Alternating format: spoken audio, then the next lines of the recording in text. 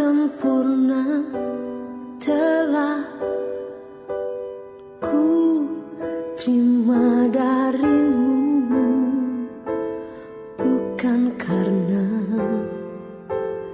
kebaikanku, hanya oleh kasih karuniamu.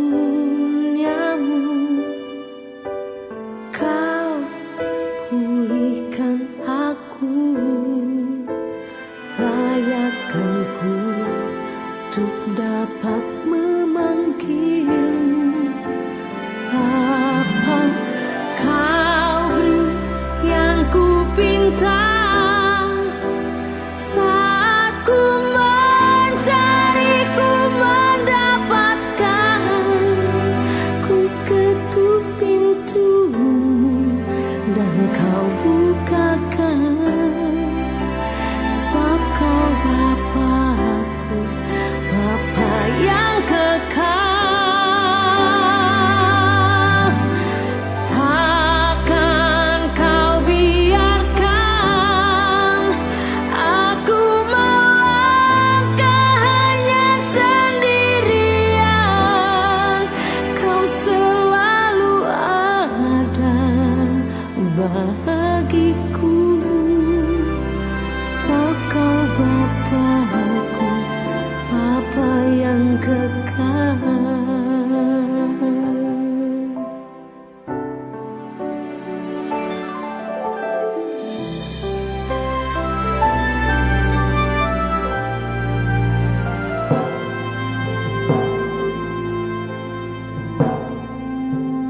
Kasih yang sempurna telah ku terima darimu, bukan karena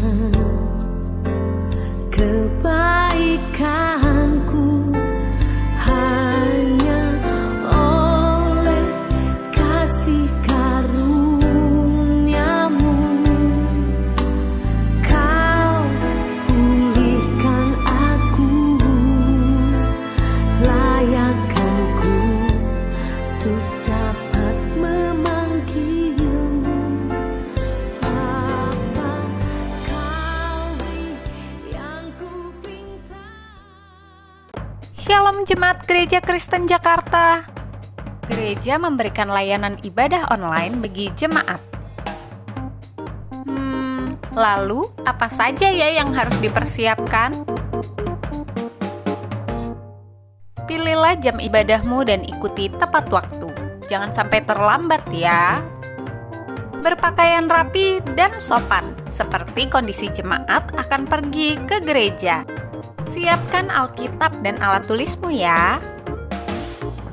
Duduklah dengan posisi yang baik agar tetap fokus. Hindari untuk berbaring ataupun sambil melakukan kegiatan lain di rumah. Berdoalah secara pribadi untuk mempersiapkan hati kita mengikuti ibadah ya. Berpartisipasilah aktif dalam beribadah, seperti ajakan untuk berdiri atau duduk, menyanyikan pujian, dan mendengarkan firman Tuhan dengan tetap fokus. Persembahan dapat jemaat berikan melalui transfer ke rekening gereja lokal masing-masing ya. Ikutilah ibadah online sampai selesai. Mohon bimbingan orang tua untuk dapat mengajak anak merenungkan firman melalui ibadah online sekolah minggu.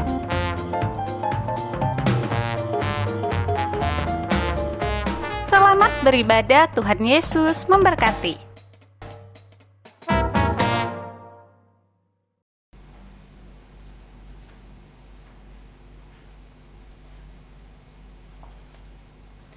Shalom saudara terkasih di dalam Tuhan. Shalom. Hari ini bersama-sama kita kembali mau beribadah, kita mau masuk dalam hadirat Tuhan. Mari kita semua, kita persiapkan hati kita. Kita persiapkan seluruh keberadaan kita untuk masuk dalam hadirat Tuhan.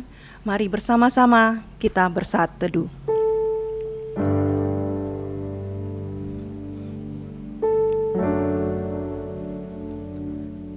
pertolongan kita.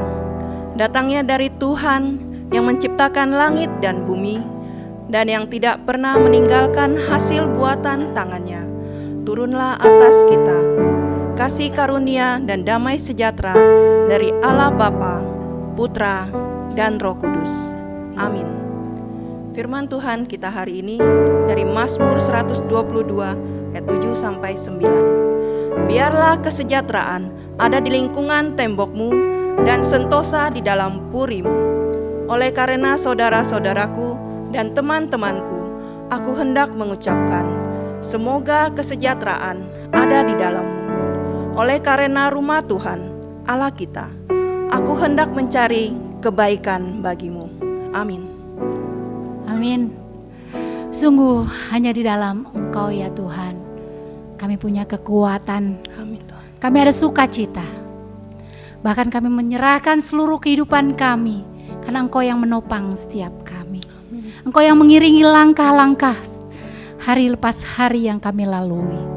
Kami rindu menaikkan syukur kami hanya kepadamu ya Tuhan. Biarlah kami mau tinggikan Engkau, memuliakan Engkau. Kita naikkan pujian, tinggikan dirimu.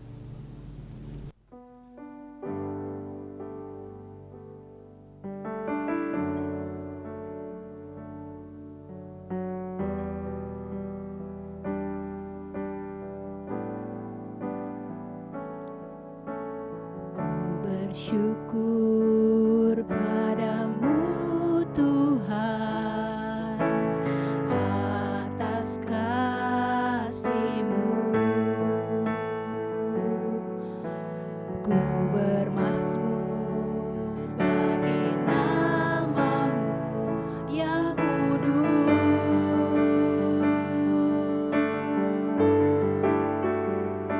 sebab Engkau kebenaranku,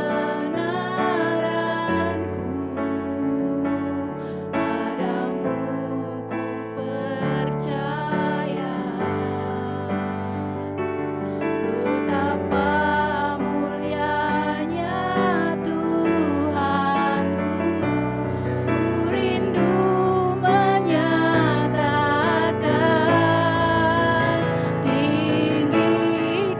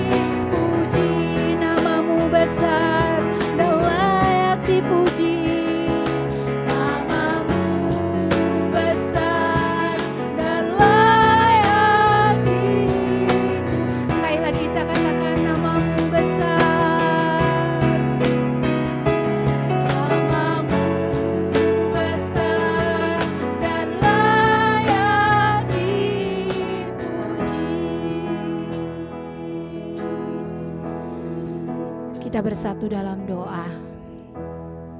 Sungguh hanya Engkau yang layak kami puji. Hanya Engkau yang layak kami sembah. Sungguh nama-Mu yang besar, Tuhan kami Yesus Kristus. Kami segenap hati ya Bapa, rindu memuji memuliakan Engkau pada pagi hari ini Tuhan.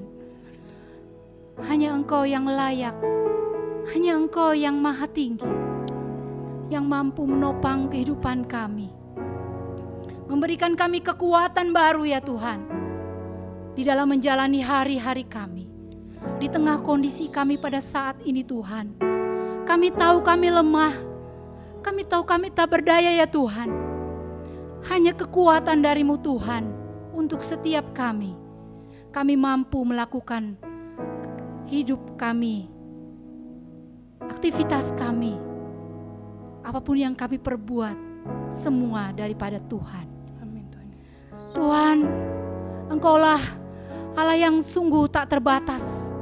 Biar pada saat ini kami mengalami begitu banyak cobaan, tapi Engkau mampu menopang kami ya Tuhan. Biarlah kerinduan kami pada pagi hari ini Tuhan, kami rindu mengagungkan Engkau, kami merindu meninggikan Engkau, kami rindu menyenangkan Engkau melalui puji-pujian kami. Kami naikkan syukur hanya kepadamu Tuhan. Demi nama Tuhan Yesus, Allah kami yang dahsyat, Allah kami yang berkuasa, Allah kami yang ajaib, kami sudah berdoa dan mengucap syukur. Amin. Saya mengundang setiap kita untuk kita bangkit berdiri. Kita akan mengakui pengakuan iman rasuli di hadapan Tuhan. Bersama-sama, pengakuan iman rasuli. Aku percaya kepada Allah, Bapa yang Maha Kuasa, Khalik langit dan bumi, dan kepada Yesus Kristus anaknya yang tunggal Tuhan kita, yang dikandung daripada Roh Kudus, lahir dari anak darah Maria, yang menderita sengsara di bawah pemerintahan Pontius Pilatus, disalibkan, mati dan dikuburkan, turun ke dalam kerajaan maut. Pada hari yang ketiga, bangkit pula dari antara orang mati, naik ke surga, duduk di sebelah kanan Allah, Bapa yang Maha Kuasa. Dan dari sana Ia akan datang untuk menghakimi orang yang hidup dan yang mati. Aku percaya kepada Roh Kudus, gereja yang kudus dan am, persekutuan orang kudus, pengampunan dosa, kebangkitan tubuh, dan hidup yang kekal. Amin. Silakan duduk Bapak Ibu Saudara sekalian.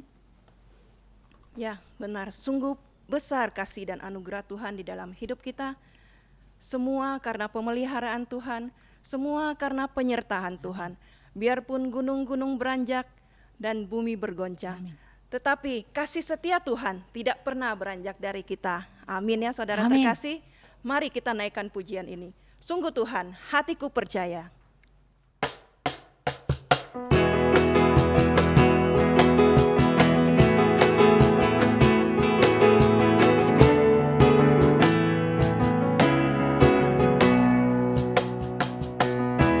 Tuhanlah kekuatan dan mazmurku,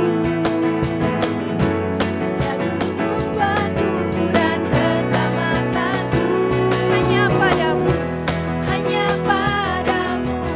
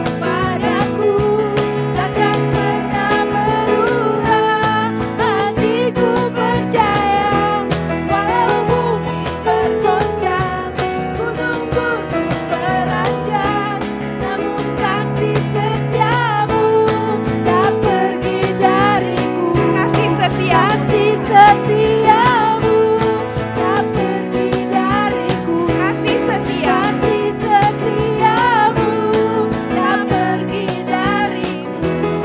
haleluya. Kemuliaan untuk Tuhan kita, kasih Tuhan yang tak pernah beranjak dari setiap kita, dari dulu, sekarang, dan selama-lamanya. Amin. Amin. Benar ya Tuhan. Terima kasih ya Bapa atas kasih dan anugerah Tuhan dalam hidup kami. Saat ini ya Bapa, kami mau kembali mendengarkan firman Tuhan. Kami mau diurapi oleh firman-Mu ya Bapa. Biarlah setiap kami ya Tuhan membuka hati kami untuk siap diurapi oleh firman-Mu, supaya setiap kami dapat menghidupi firman-Mu dalam kehidupan kami hari lepas hari.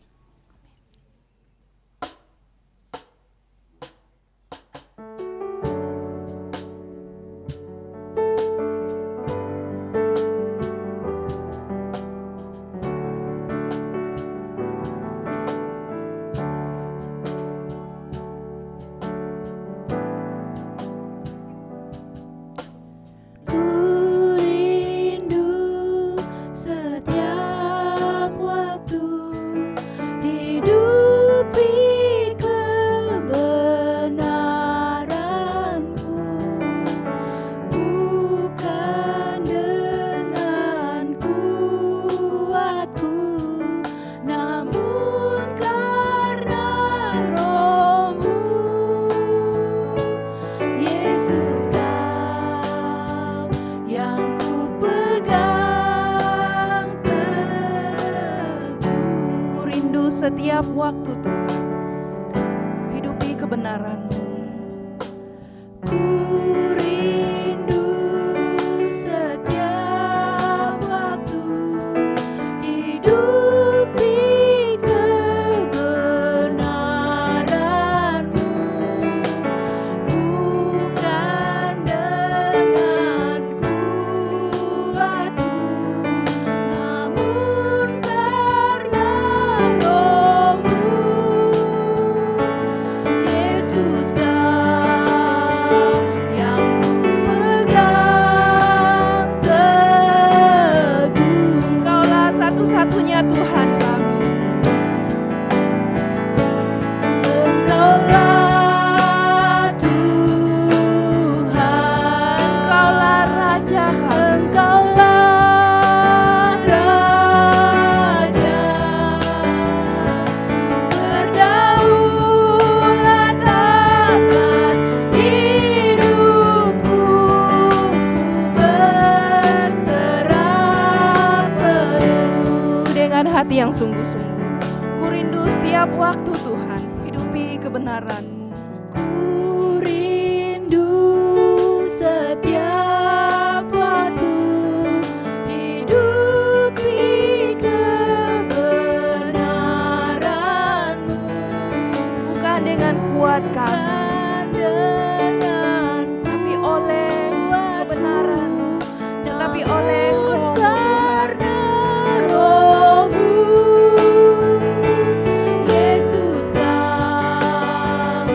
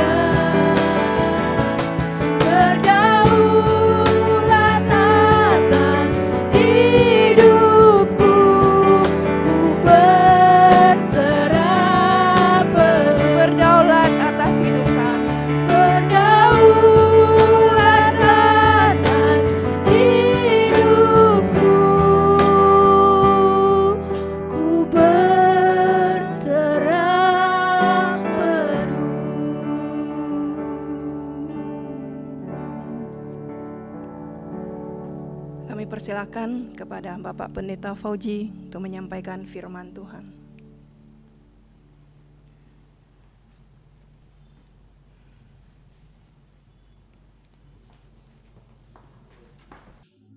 Shalom jemaat yang dikasihi Tuhan, kita mengucap syukur kepada Tuhan karena Tuhan masih memberikan kita kesempatan untuk boleh beribadah di minggu kedua bulan November ini. Sungguh anugerah Tuhan luar biasa dalam hidup kita.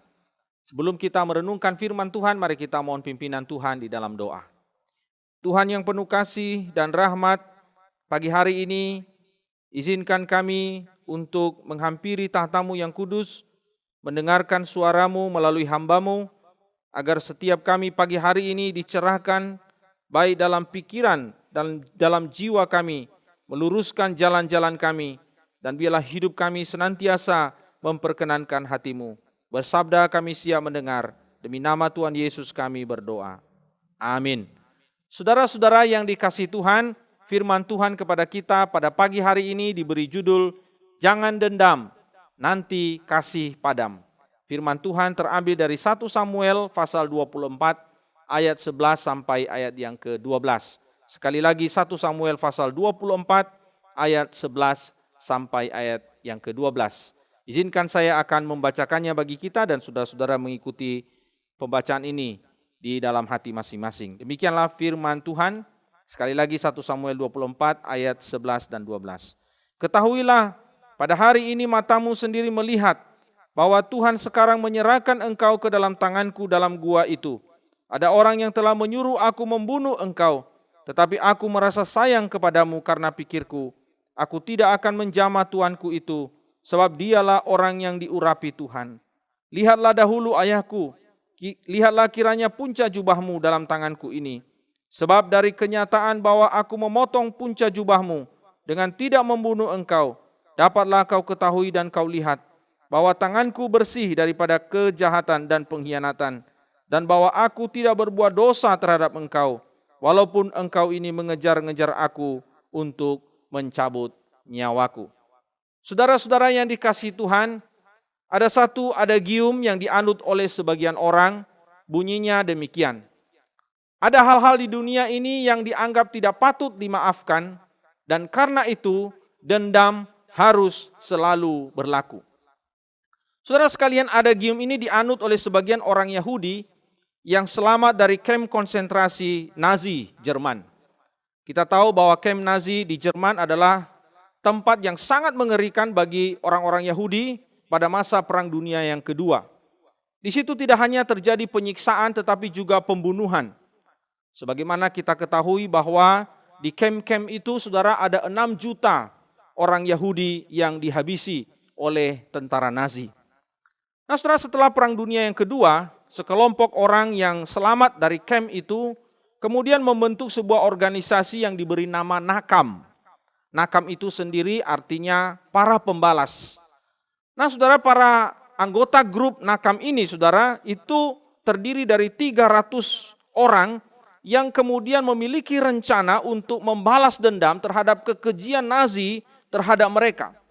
Dan pembalasan itu dimaksudkan untuk mengobati rasa sakit hati mereka karena perlakuan tentara Jerman atau tentara Nazi Jerman kepada mereka pada masa Perang Dunia Kedua berlangsung. Dan itulah sebabnya kemudian mereka merencanakan untuk melakukan pembalasan dengan 2 cara. Yang pertama, mereka ingin meracuni sungai yang mengalir dari kota-kota besar di Jerman pada waktu itu. Salah satunya adalah kota Berlin.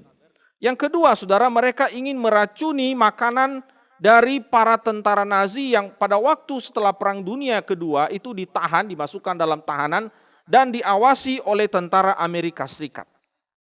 Namun saudara sekalian, semua rencana itu berhasil digagalkan. Saudara sekalian, sejarawan Israel yang juga penulis buku biografi dari para orang-orang terkenal bernama Dina Porat, dia berkata begini dalam wawancara dengan Fox News. Dia mengatakan bahwa apa yang dilakukan oleh orang-orang yang bergabung dalam organisasi Nakam itu adalah sesuatu yang diperlukan sebelum mereka kembali kepada masyarakat. Atau dengan kata lain, sesuatu yang diperlukan sebelum mereka yang selamat atau menjadi korban daripada tentara Nazi itu kembali ke masyarakat. Nah saudara, pertanyaan saya pagi hari ini adalah apakah pembalasan dendam itu adalah sesuatu yang diperlukan oleh seseorang untuk kembali kepada kehidupan yang normal? Dan apakah benar bahwa ada gium yang mengatakan bahwa ada hal-hal yang patut, ada hal-hal yang tidak patut dimaafkan dan dendam itu harus berlaku, itu juga terjadi atau berlaku di dalam kehidupan kita sebagai orang Kristen, sebagai murid Tuhan pada hari ini? Nah, untuk menjawab pertanyaan itu, saudara, kita akan melihat ada dua kebenaran yang kita pelajari bersama dari kisah Raja Daud yang terdapat di dalam 1 Samuel pasal 24 ini. Kebenaran yang pertama yang kita lihat di sini adalah sikap hormat kepada Allah itu membuat orang tidak menyimpan dendam. Nah, saudara, kalau kita membaca mulai dari pasal 18, itu kita sudah renungkan minggu yang lalu, kita melihat bagaimana sikap Saul terhadap Daud. Saul itu sangat benci kepada Daud. Dan itulah sebabnya dia ingin membunuh Daud. Dia ingin menyingkirkan Daud dari hidupnya. Dan Saul itu memburu Daud. Dia memburu Daud seperti memburu binatang, saudara. Ia ingin melenyapkan Daud. Dan oleh sebab itu, saudara, kita melihat mulai dari pasal 18 sampai pada pasal 24 ini, Daud berpindah-pindah tempat menghindari perburuan yang dilakukan oleh Saul kepadanya. Saudara yang saya kasih dalam Tuhan, kalau kita membaca di dalam kitab Mazmur, maka kita melihat bagaimana keadaan atau kondisi yang dialami Daud pada masa-masa dia diburu, hendak dibunuh oleh Saul. Bagaimana kepedihan hatinya, bagaimana tekanan-tekanan yang dialaminya, bagaimana ketakutannya, bagaimana ketidakpastiannya, bagaimana penderitaan yang dialami oleh seorang Daud pada masa Saul itu memburunya seperti memburu binatang. Saudara yang saya kasih dalam Tuhan, tidak hanya itu. Saul juga menyakiti hati Daud dengan dia merencanakan untuk menikahkan Daud dengan putrinya. Dan kita tahu kemudian akhirnya ternyata putri yang hendak dinikahkan kepada Daud itu justru diberikan kepada orang lain, saudara. Dan tidak hanya itu, saudara, yang lebih menyedihkan lagi, pada waktu Daud itu, saudara, terusir atau dia dalam pengembaraan dan dia meninggalkan keluarganya, istrinya yang bernama Mikal yang adalah anak Saul itu juga kemudian diberikan kepada orang lain, saudara, menjadi istri orang lain. Bukankah itu adalah sesuatu yang sangat menyedihkan, sesuatu yang sangat memedihkan hati seorang Daud. Namun Daud sama sekali tidak menaruh dendam dan sakit hati kepada Saul. Pada suatu ketika Saul membuang hajat di sebuah gua, saudara, dan ternyata Daud dan anggota-anggotanya, pasukannya itu berada di dalam gua yang sama. Dan ini sebenarnya adalah kesempatan yang sangat baik dan sangat besar untuk membalas dendam. Kalau Daud memiliki dendam kepada Saul, ia bisa saja membunuh Saul. Namun Daud dikatakan tidak melakukannya. Ia justru bahkan melarang orang-orang yang ada di sekitarnya untuk menyentuh Saul atau membunuh Saul. Bahkan ketika mereka berkata, Tuhan menyerahkan dia ke dalam tanganmu, ini kesempatanmu, ini saat yang baik sekali. Namun Daud tidak melakukannya. Saudara yang saya kasih dalam Tuhan, kenapa Daud tidak menaruh dendam kepada Saul? Kenapa dia tidak membalaskan perbuatan Saul kepadanya? Bukankah Saul itu sungguh keterlaluan dan sudah di luar batas? Mengapa, saudara? Jawabannya adalah karena Daud itu menghormati Allah. Saul adalah orang yang diurapi oleh Allah. Itulah sebabnya Daud menghormati Saul sebagai orang yang diurapi Allah. Daud mengatakan demikian, sebab dialah orang yang diurapi oleh Tuhan. Saudara sekalian, di dalam banyak sekali peristiwa Daud selalu mengulangi kata ini. Saul adalah orang yang diurapi oleh Tuhan. Dan karena Daud adalah seorang yang menghormati Tuhan di dalam hidupnya, maka dia menghormati orang yang diurapi oleh Tuhan. Itulah sebabnya dia tidak menyentuh Saul, dia tidak membunuh Saul. Sebab kalau dia membunuh Saul, itu sama saja artinya dia menghina Tuhan. Dia tidak menaruh hormat kepada Tuhan yang telah mengurapi Raja Saul. Saudara yang saya kasih dalam Tuhan, di dalam ayat yang ke-11 dikatakan, aku merasa sayang kepadamu. Itulah sebabnya aku tidak membunuhmu.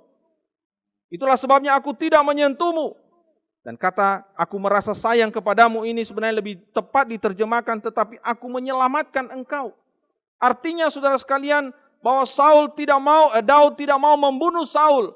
Dia mau menyelamatkan Saul karena Daud itu menghormati Tuhan yang telah mengurapi Saul menjadi raja atas Israel. Nah, saudara yang saya kasih dalam Tuhan, ini adalah prinsip yang sangat penting yang perlu kita ketahui di dalam hidup kita sebagai murid Tuhan. Kadangkala kita harus akui bahwa perlakuan orang lain kepada kita seringkali menyebabkan kita menaruh dendam dan sakit hati, dan ada keinginan di dalam diri kita untuk melakukan pembalasan kepada orang yang pernah menyakiti hati kita atau orang yang pernah berbuat jahat kepada kita. Jujur, saudara, harus kita akui, jika ada kesempatan seperti yang dialami oleh Daud, maka kesempatan itu tidak akan kita lewatkan. Kesempatan itu tidak akan kita sia-siakan. Bahkan kita mungkin mencari pembenaran rohani, alasan yang rohani, alasan yang alkitabiah untuk bisa membalaskan perbuatan jahat orang lain terhadap kita. Sesungguhnya ketika kita menaruh dendam dan membalas kejahatan orang lain kepada kita, kita membalaskan itu, sesungguhnya saudara harus tahu satu hal, bahwa kita sedang menunjukkan bahwa kita tidak menghormati Allah di dalam hidup kita. Kenapa, saudara? Ada beberapa alasan. Yang pertama, karena dengan kita dendam kepada orang lain, itu sebenarnya kita sedang menunjukkan bahwa kita sedang melawan perintah Tuhan. Bukankah Tuhan memberikan perintah kepada kita, kasihilah musuhmu? Bukankah Tuhan memberikan perintah kepada kita, kalau orang tampar pipi kananmu, berikan pipi kirimu? Tetapi ketika kita menaruh dendam di dalam hati kita, bahkan membalaskan sakit hati kita kepada orang lain, bukankah itu menunjukkan bahwa kita dengan terang-terangan melawan Tuhan? Dan kalau kita melawan Tuhan, itu berarti kita tidak menghormati Tuhan di dalam hidup kita. Yang kedua, saudara, jika kita membalas perbuatan orang jahat kepada kita, maka sesungguhnya kita tidak menghormati Allah yang telah menciptakan manusia ciptaannya itu.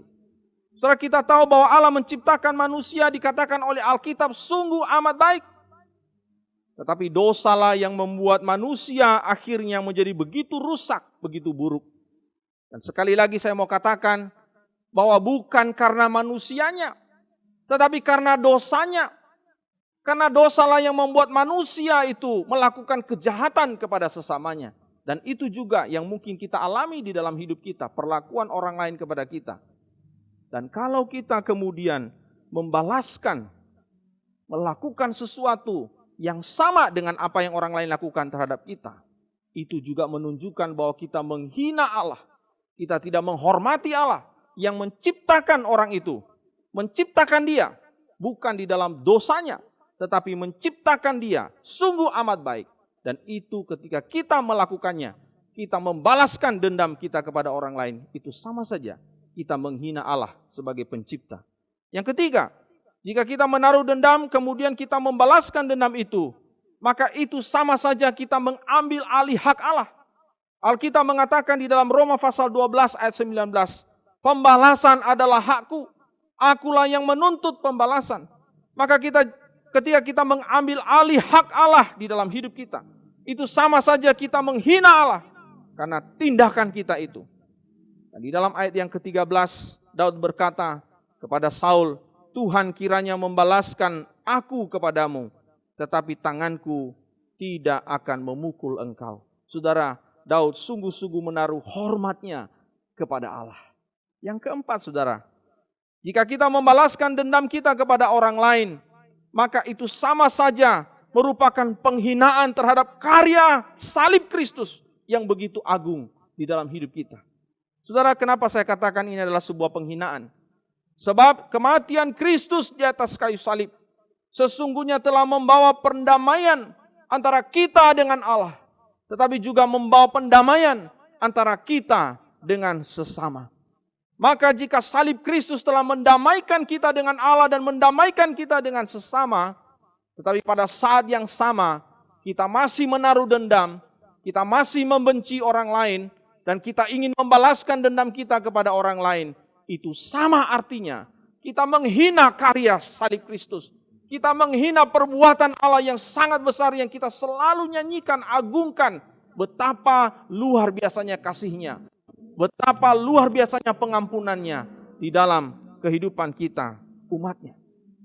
Nah saudara, ini prinsip yang sangat penting dan harus kita ketahui jika kita di dalam hidup kita, pada waktu orang lain menyakiti kita, pada waktu orang lain memusuhi kita, pada waktu orang lain mungkin melakukan perbuatan-perbuatan yang tidak pantas terhadap hidup kita, kita harus ingat bahwa kita tidak boleh menaruh dendam. Kita tidak boleh membalaskan perbuatan jahat orang lain kepada kita, karena kita menghormati Allah di dalam hidup kita. Seorang wanita berkulit hitam yang tua renta dengan perlahan-lahan bangkit berdiri di sebuah ruang pengadilan di Afrika Selatan beberapa puluh tahun yang lalu. Umurnya kira-kira 70 tahun. Dari raut wajahnya saudara kelihatan tergores penderitaan yang dialaminya selama bertahun-tahun. Dan di depannya saudara berdiri seorang pria kulit putih yang bernama Mr. Van der Broek. Saudara sekalian, Van der Broek dinyatakan bersalah karena membunuh anak laki-laki dan suami dari wanita tua yang berumur 70 tahun itu. Beberapa tahun yang lalu saudara, pria itu datang ke rumah wanita itu. Dan kemudian dia mengambil anaknya, menembaknya, dan kemudian membakar anaknya. Kemudian saudara, beberapa tahun kemudian dia datang kembali lagi saudara. Dia mengambil suami daripada wanita itu dan menyeretnya ke sebuah tempat di tepi sebuah sungai, disaksikan oleh wanita itu. Dia melihat suaminya diikat, disiksa, dan kemudian dia dibakar dengan bensin. Saudara yang saya kasih dalam Tuhan, kata-kata terakhir yang didengar oleh wanita itu yang keluar dari mulut suaminya sebelum suaminya itu meninggal, dia berkata, "Bapa, ampunilah mereka." Belum lama berselang kemudian Mr. Van der Broek itu ditangkap, diadili dan kemudian dinyatakan bersalah. Dan pada saat itu saudara, ketika wanita itu berdiri di dalam ruangan pengadilan itu, hakim bertanya, "Jadi apa yang Anda inginkan? Apa yang harus dilakukan pengadilan terhadap orang ini yang secara brutal telah menghabisi keluarga Anda?" Wanita itu kemudian menjawab, "Saya menginginkan 3 hal. Yang pertama, saya ingin pergi ke tempat suami saya dibunuh. Saya ingin mengumpulkan abunya dan saya ingin menguburkannya secara terhormat. Yang kedua, Pak Hakim, saya hanya punya 1 orang suami dan 1 orang anak. Dan karena mereka semua telah pergi, saya ingin mengangkat Van der Broek ini menjadi anak saya. Dan saya ingin 2 kali dalam sebulan dia harus pergi ke ghetto. Ghetto itu adalah tempat orang-orang kulit hitam tinggal. Dia harus datang ke tempat itu 2 kali dalam seminggu, dalam sebulan. Dan 1 hari dalam pertemuan itu dia harus bersama-sama dengan saya. Dia harus bercakap-cakap dengan saya. Dia harus mengisi hari-hari saya supaya saya juga bisa menyatakan kasih saya kepadanya. Dan yang ketiga, sambil melihat kepada Van der Broek itu, dia berkata, "Saya ingin anak ini, Van der Broek ini tahu bahwa saya memberikan maaf baginya karena Kristus Yesus telah mengampuni dan telah memaafkan dosa-dosa saya dan juga dosa-dosa kita. Dan itulah permintaan suami saya terakhir sebelum dia menghembuskan nafas terakhir. Oleh karena itu saya minta seseorang bisa membantu saya ke depan sehingga saya bisa memeluk Van der Broek itu dan menyatakan kepadanya bahwa saya ingin dan saya benar-benar memaafkannya." Nah, saudara, ketika petugas pengadilan kemudian membawa wanita tua itu ke depan Van der Broek, lalu Van der Broek itu saudara tidak bisa menahan tangisannya, dia menangis dan dia pingsan. Pada waktu orang-orang di dalam ruangan pengadilan itu menyaksikan peristiwa itu, mereka menyanyikan lagu Amazing Grace. Kalau saya Indonesiakan, sangat besar anugerahmu. Saudara yang saya kasih dalam Tuhan, kata-kata wanita tua itu, karena Yesus Kristus mati untuk mengampuni. Demikianlah wanita ini mengampuni orang yang pernah berbuat jahat kepadanya. Saudara, terlalu sering kita mengatakan kata-kata ini. Terlalu sering kita mengatakan kita mengagungkan karya salib. Terlalu sering kita mengatakan bahwa begitu hebatnya karya salib dalam hidup kita.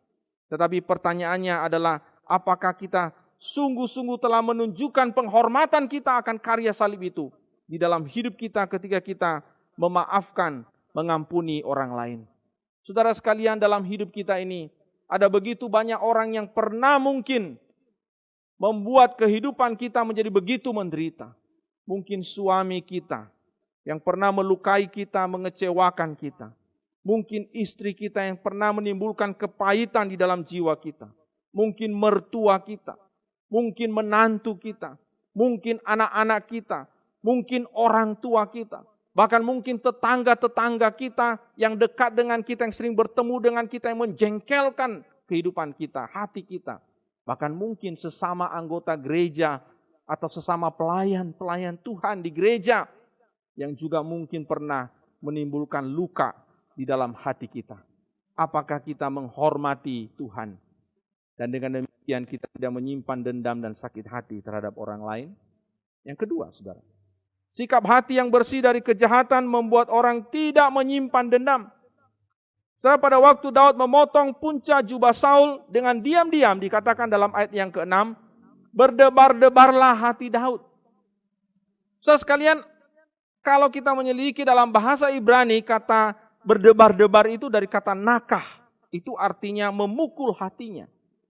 Coba kita membayangkan, saudara, ketika Daud itu hanya memotong punca jubahnya, artinya ujung jubahnya, dia belum menyentuhnya, dia hanya memotong punca jubahnya, itu sudah mendatangkan rasa bersalah di dalam hati Daud, saudara.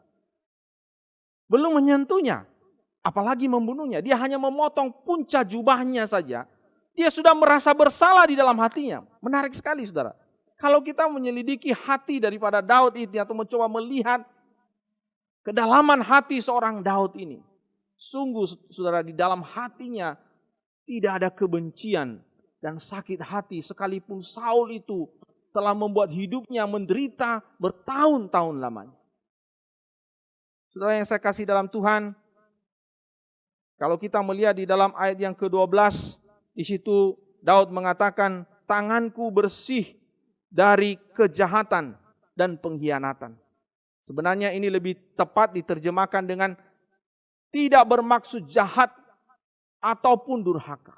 Artinya, saudara yang saya kasih dalam Tuhan, pada waktu Daud itu memotong punca jubah daripada Saul itu sebenarnya bukan karena dia benci kepada Saul, tetapi dia hendak membuktikan kepada Saul bahwa hatinya itu bersih, bahwa hatinya itu tidak ada niat atau maksud yang jahat kepada Saul. Nah, saudara yang saya kasih dalam Tuhan, niat dan maksud itu, maksud jahat itu berkaitan dengan hati manusia. Dan Daud benar-benar tulus mengasihi Saul. Sama sekali tidak ada niat jahat di dalam hatinya untuk membunuh Saul. Bahkan ketika kesempatan yang besar itu ada di depan matanya, sama sekali tidak ada niat yang jahat, niat yang timbul di dalam hatinya untuk membalas perbuatan jahat Saul kepadanya. Saudara yang saya kasih dalam Tuhan, terlalu sulit bagi kita menemukan hati yang bersih seperti ini, bukan? Terlalu sulit. Saya mau katakan, dunia ini penuh dengan kepalsuan. Kadangkala perbuatan yang baik yang dicitrakan, dinyatakan kepada sesama, kepada orang lain, sebenarnya membungkus niat, maksud-maksud yang jahat, yang terselubung, yang belum dinyatakan. Dan pada saat itu dinyatakan, maka kejahatan itu akan diluapkan dengan tanpa terkendali. Kita hidup dalam dunia yang penuh kepura-puraan. Kita hidup dalam dunia yang penuh dengan kepalsuan. Seolah-olah baik, seolah-olah aman. Tetapi sesungguhnya di dalam itu menyimpan sesuatu yang suatu saat itu akan meledak. Daud adalah seorang yang selalu menjaga hatinya untuk selalu bersih dari kecemaran dan kejahatan. Di dalam Mazmur pasal 139 ayat 23, Daud berkata, Selidikilah aku ya Allah dan kenalah hatiku. Ujilah aku dan kenalah pikiran-pikiranku. Dalam Mazmur pasal 26 ayat 2 dikatakan, ujilah aku ya Tuhan dan cobalah aku. Perhatikan, selidikilah batinku dan hatiku. Saudara sekalian, Daud memiliki hati yang selalu ingin dibersihkan, disucikan, diselidiki oleh Allah.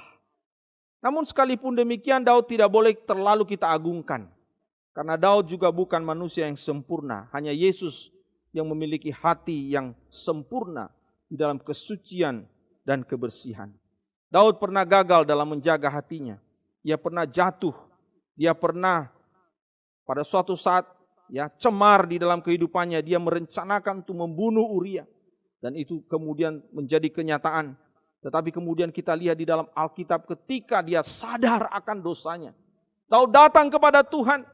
Dia menyesal, dia mohon ampun kepada Tuhan. Dengan sungguh-sungguh, dengan air mata. Dengan kehancuran hati.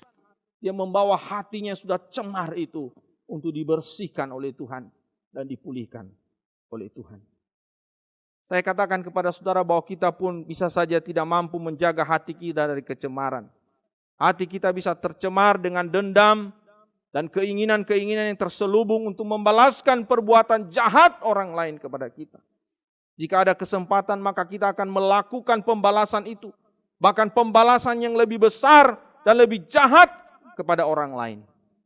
Saudara, saya pernah mendengar dan berkali-kali, dan mungkin juga kita semua mendengar orang berkata begini, oh saya tidak dendam kepadanya. Enggak kok.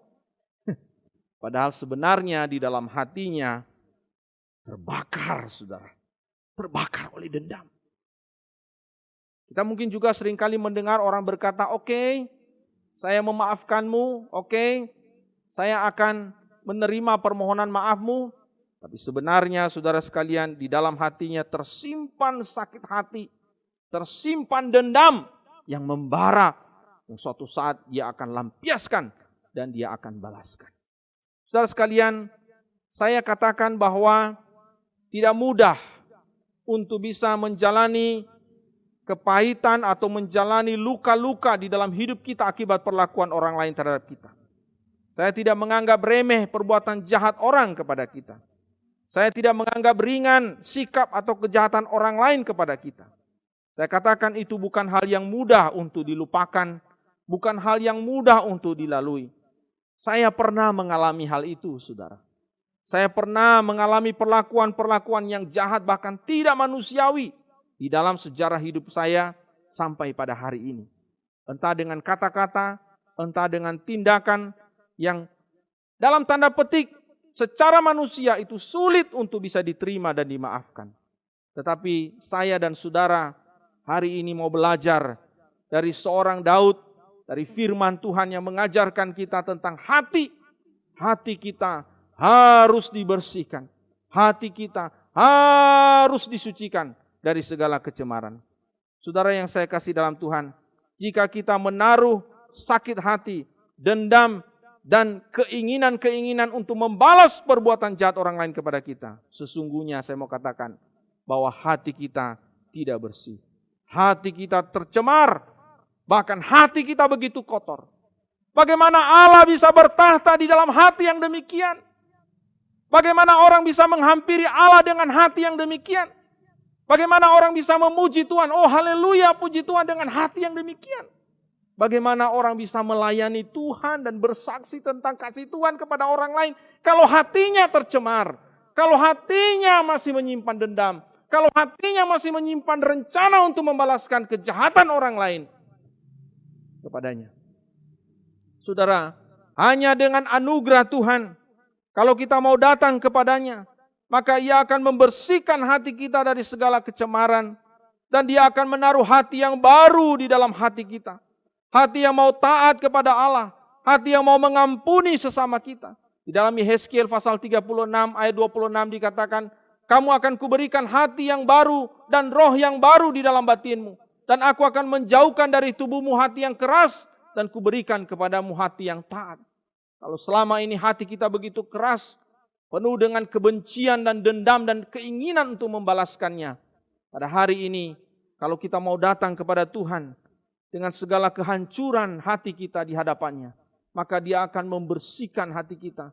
Dia memberikan kepada kita hati yang baru, hati yang mau taat, hati yang dijauhkan dari segala kekerasan hati yang lembut untuk mau mengampuni orang yang bersalah kepada kita.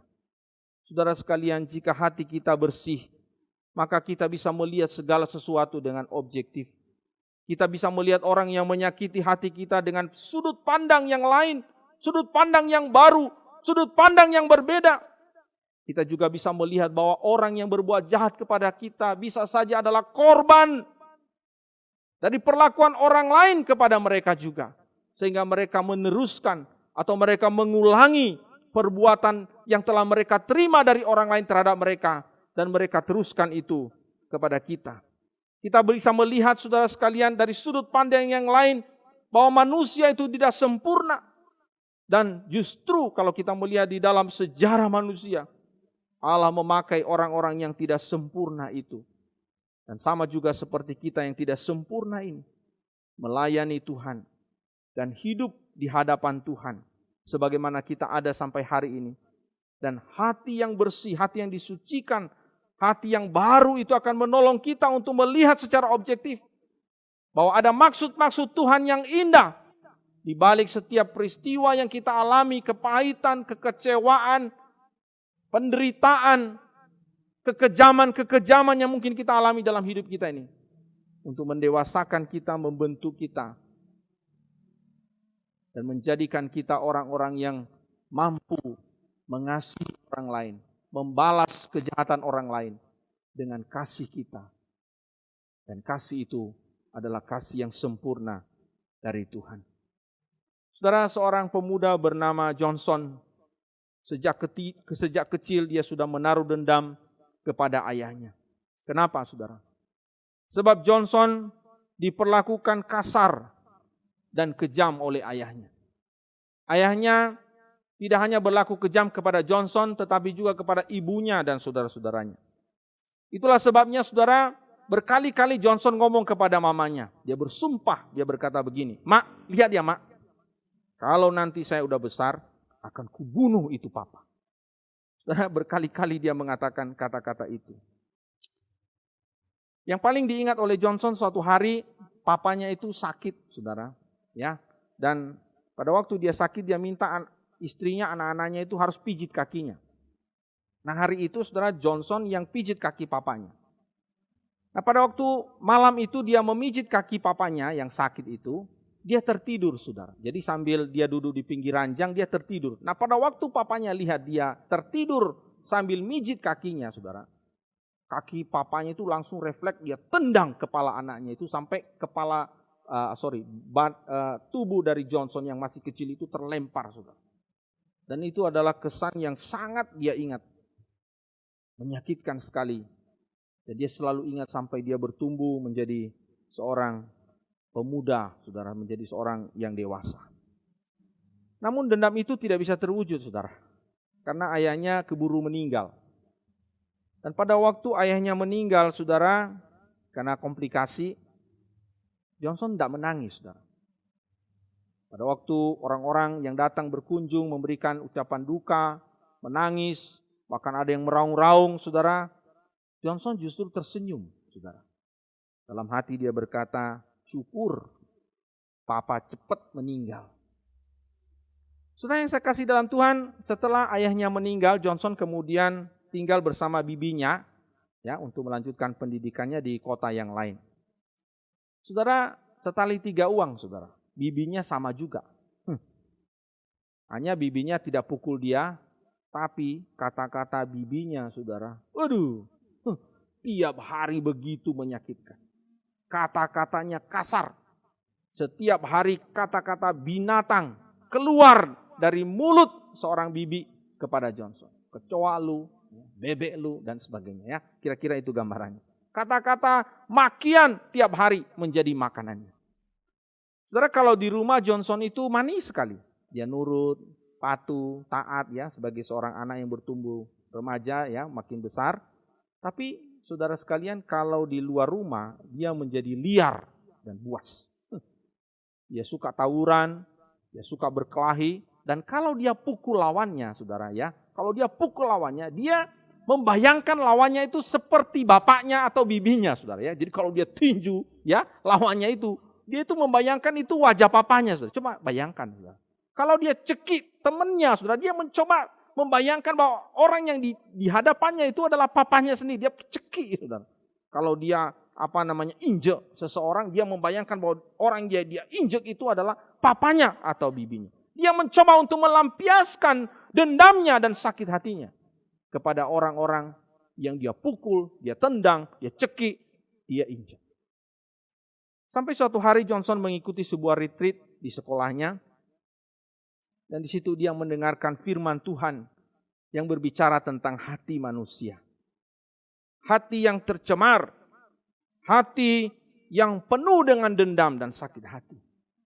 Johnson menyadari hatinya tidak lagi bersih. Dia menyimpan sakit hati kepada ayahnya dan bibinya.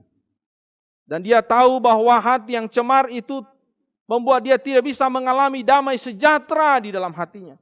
Hidupnya selalu dipenuhi dengan amarah. Hidupnya selalu jauh daripada damai sejahtera yang selalu sebenarnya dirindukannya di dalam hatinya. Hidupnya penuh dengan kepahitan. Dan pada waktu itu, saudara, dia datang meresponi panggilan Tuhan kepadanya. Dengan hati yang hancur, pada waktu altar call panggilan kepada anak-anak muda yang hadir dalam retreat itu, dia datang kepada Tuhan dan dia berkata, Tuhan, hati saya kotor, hati saya cemar. Saya merindukan damai sejahtera Tuhan memenuhi hidup saya. Maka hati yang cemar, hati yang penuh dengan dendam, kepahitan, kemarahan ini, aku mau bawa kepada Tuhan untuk dibersihkan oleh Tuhan. Dan diganti dengan hati yang taat, hati yang baru, hati yang lembut, yang berasal daripada Tuhan. Pada akhirnya saudara Johnson mengalami pembaharuan dari Tuhan. Dan secara perlahan dan bertahap, karena hatinya sudah mengalami damai sejahtera Tuhan, dia mulai belajar untuk mengampuni, melepaskan semua dendam-dendam dari dirinya. Dan dia bisa menerima semua kepahitan dan semua penderitaan-penderitaan yang pernah dilaluinya, dijalaninya dari sudut pandang yang baru, dari sudut pandang Allah. Jemaat yang dikasihi Tuhan, Allah ingin sekali lagi membersihkan hati kita dari segala kecemaran, kepahitan, kekecewaan, dendam, dan amarah.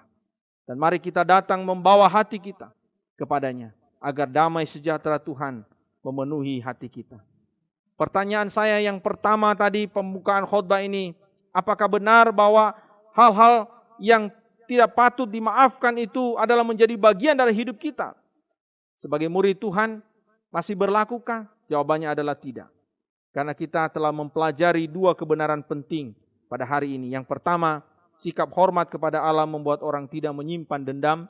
Dan yang kedua, sikap hati yang bersih dari kejahatan membuat orang tidak menyimpan dendam.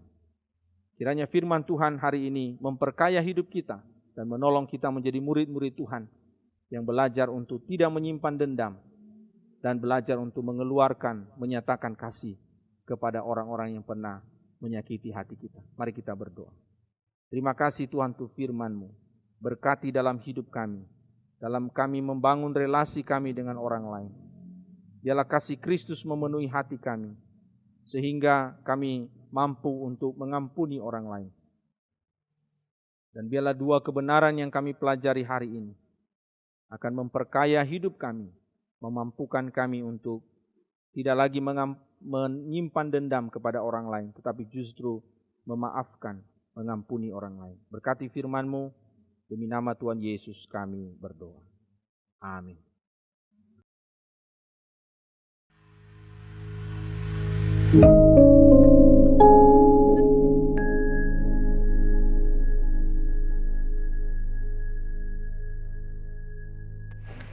Orang Kristen adalah murid Kristus yang bersemangat melihat apa yang Tuhan kerjakan untuk membangun kerajaan-Nya di dunia dan ingin mengambil bagian di dalamnya. Bila memandang Indonesia, Bahkan dunia ini, kita menemukan ratusan suku bangsa dengan beragam budaya dan bahasanya masing-masing. Sayangnya sebagian di antara mereka belum mengenal namanya, apalagi menyembah Dia. Tuhan sangat mempeduli setiap suku bangsa. Bagaimana mereka dapat percaya kepada Dia jika mereka tidak mendengar tentang Dia? Bagaimana mereka mendengar tentang Dia jika tidak ada yang memberitakannya? Dan bagaimana mereka dapat memberitakannya jika mereka tidak diutus? Doakan agar ada jemaat Tuhan yang terpanggil menjadi utusan atau goer atau misionaris untuk pergi memberitakan kabar baik ke tempat-tempat di mana Injil belum diberitakan.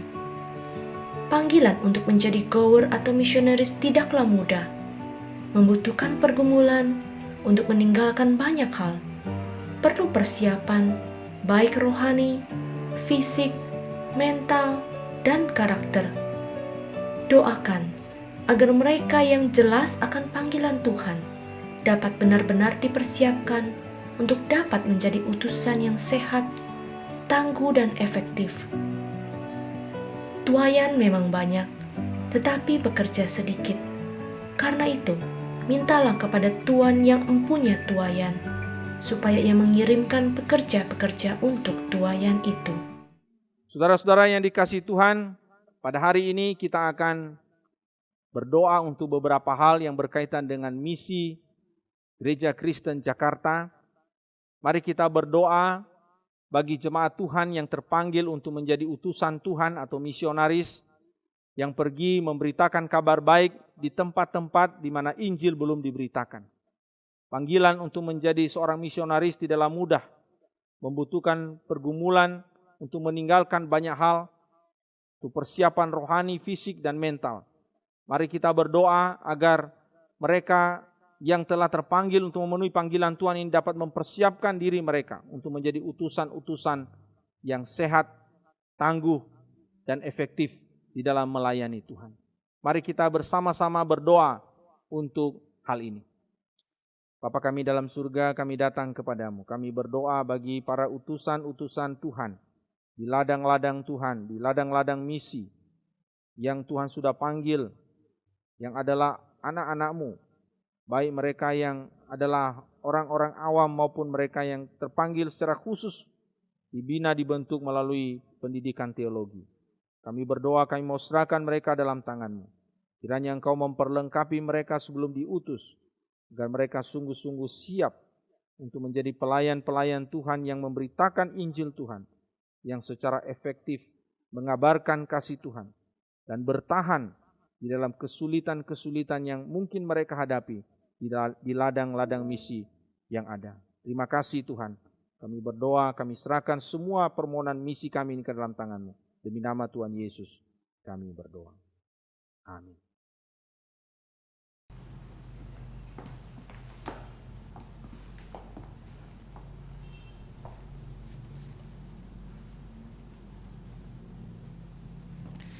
Terima kasih untuk firman Tuhan yang sudah disampaikan pada Bapak Pendeta Puji Duhu Lagu untuk setiap kita.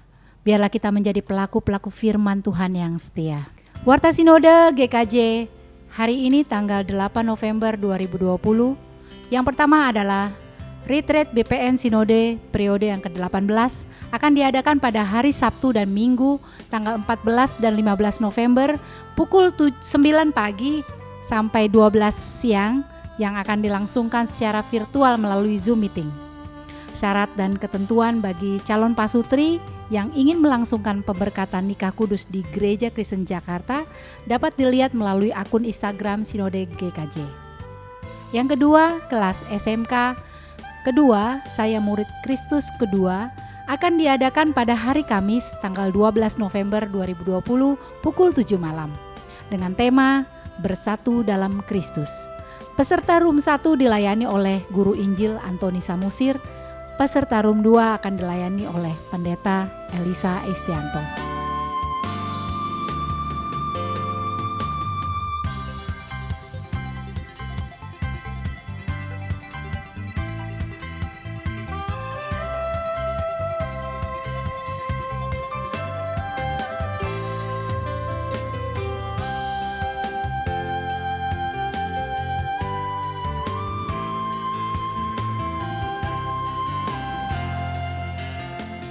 Kiranya seluruh peserta SMK 2 dapat mempersiapkan diri dan hadir tepat waktu. Demikian Warta Sinode hari ini. Terima kasih atas perhatian Bapak dan Ibu saudara-saudari sekalian. Tuhan Yesus memberkati kita. Kita akan memberikan persembahan untuk Tuhan.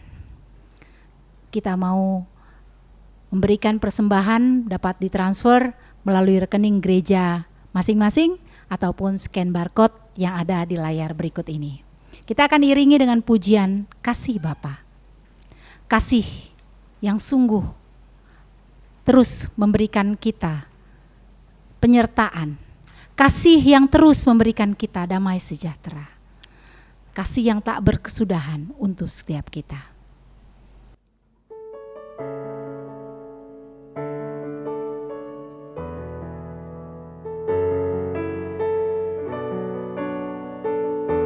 Kita katakan seperti mentari yang bersinar.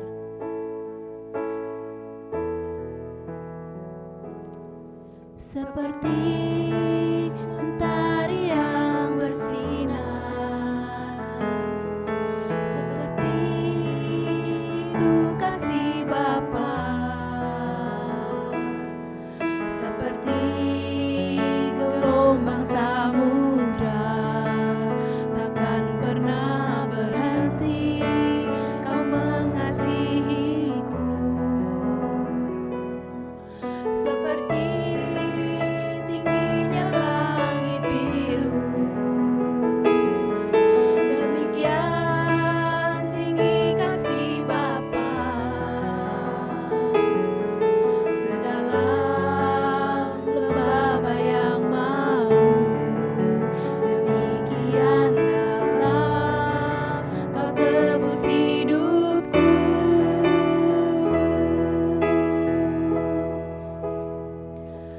Kasih-Mu lebih dari mentari yang tak pernah berhenti, memancarkan sinarnya. Cinta-Mu lebih dari samudra, tenggelamku di dalam kesetiaan-Mu Tuhan. Terima kasih atas cinta-Mu. Kita naikkan pujian ini sekali lagi. Sungguh kasih Tuhan, kasih Bapa, seperti mentari yang bersinar, seperti itu kasih Bapa, seperti gelombang samudra, takkan pernah berhenti Kau mengasihiku. Seperti tingginya langit biru, demikian tinggi kasih Bapa, sedalam lembah bayang maut, demikian dalam Kau tebus hidupku. Kita katakan kasih-Mu, kasih-Mu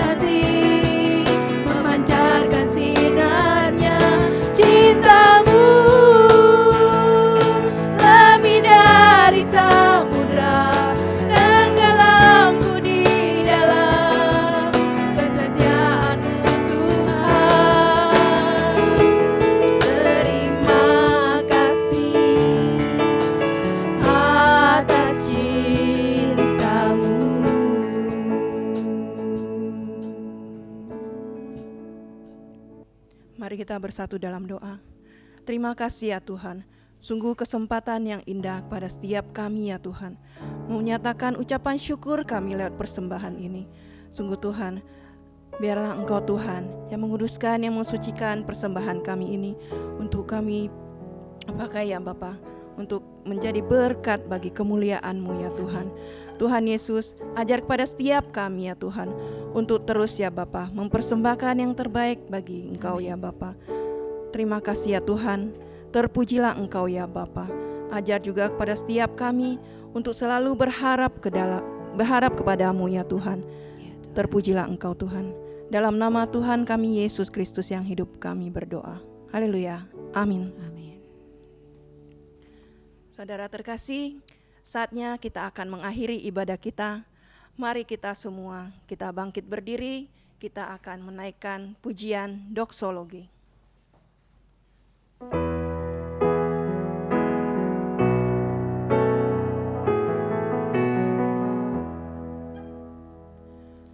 Puji Allah Bapa Putra,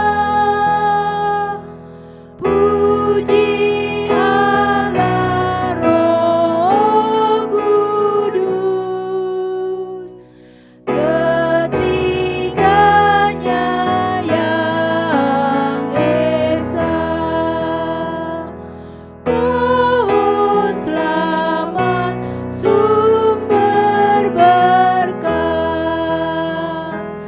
Amin.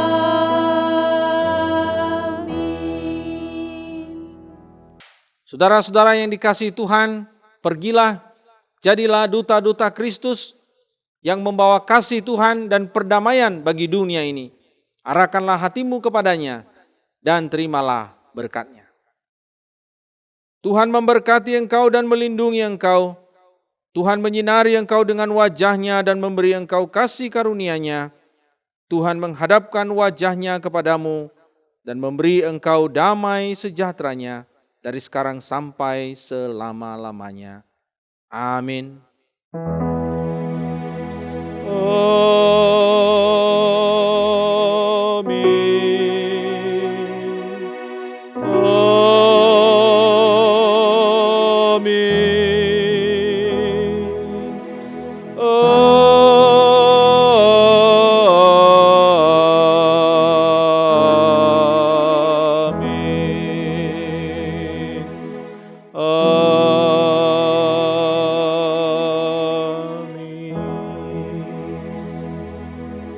Jemaat duduk kembali, ibadah hari ini selesai.